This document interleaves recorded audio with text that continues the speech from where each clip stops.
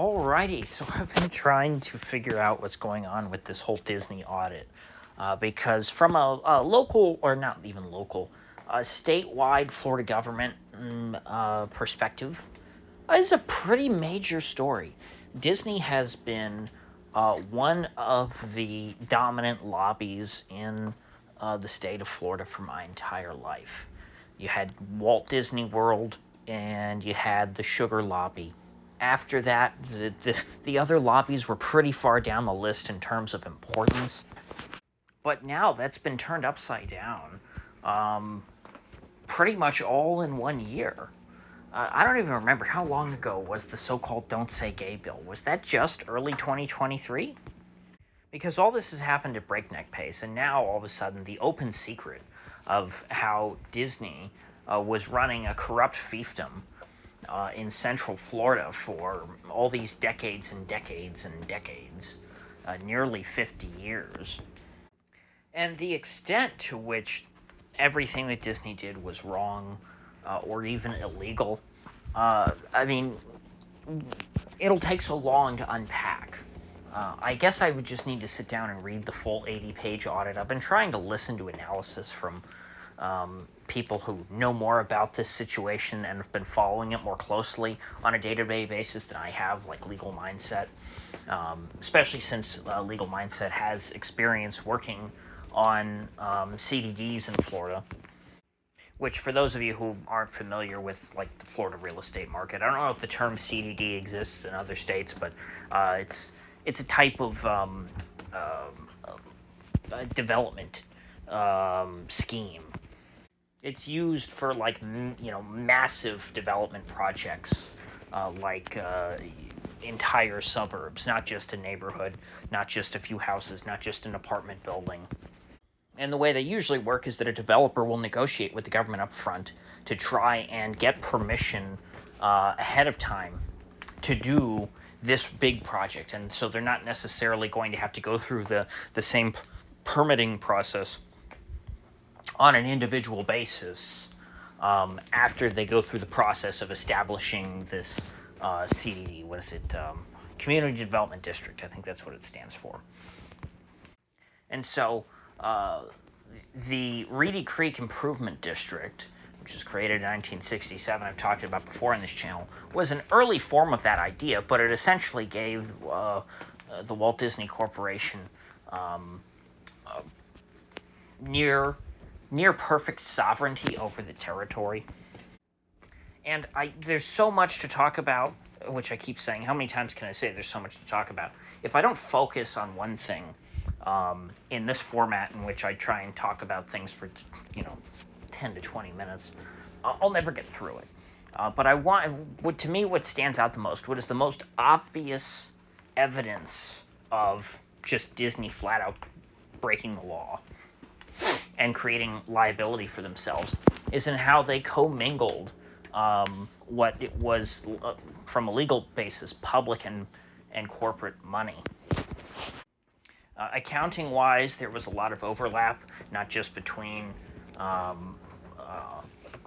the Reedy Creek Improvement District and Disney, but between like the other Disney-related municipalities like Lake Buena Vista. Apparently, until 1998, Reedy Creek employees, like government employees, were all just paid off directly by Disney. They didn't have their own payroll, even though they were supposedly a government. And a topic that has been at the front of the conversation since DeSantis first proposed dissolving the Reedy Creek Improvement District, the bonds and the debt of the district. That's kind of Disney's biggest problem, because those were issued as tax-free municipal bonds. Those were government bonds. They were and so they didn't have to pay taxes on them. And then Disney took that money and spent it not on so-called public goods, but on things that purely benefit the Walt Disney Corporation.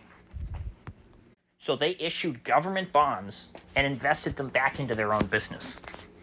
That is something that no corporation in America has the privilege of doing. Everyone else, if you're, let's say, Universal or Paramount Pictures or Legoland, if you're any other movie studio or a theme park, you have to issue corporate bonds, which are taxable and also come at a higher interest rate because oftentimes corporations are a higher risk than municipalities, although it depends, not always. It's always on a case-by-case basis.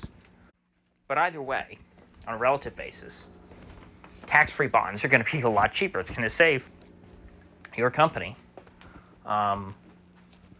untold billions over the course of a few decades.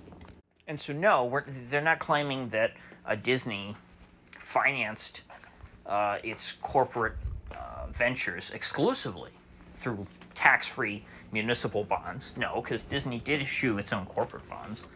But as far as stuff at the park goes, there was a lot, and anything is a crime. Any of it is a crime that was spent, put right back into Disney rather than put into public infrastructure. So an obvious one that they pointed out was parking garages that were used, exclusively for Disney resort guests. It wasn't a public parking garage in the sense that you could go park there and then do other stuff. No, the only place you could go if you went and parked in this parking garage that was paid for with what is essentially taxpayer dollars. But the important thing is they were municipal bonds, paid for with municipal bonds.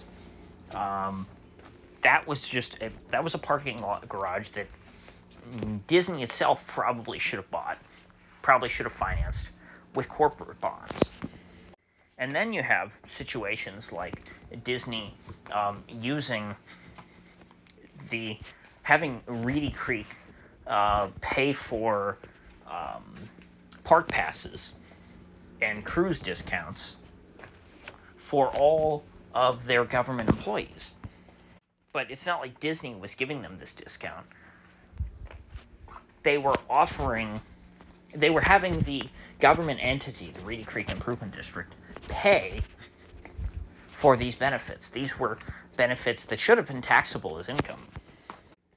And how was Disney paid? They were paid through municipal bonds. And so,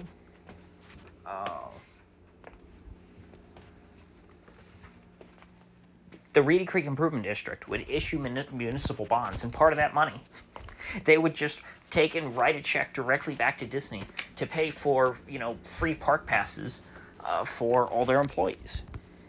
It was a total racket. And so if they're doing stupid little stuff like this, you wouldn't take this amount of risk to do something that minor. There's got to be way worse stuff in here, I would imagine, that I just haven't, that hasn't come to my attention yet.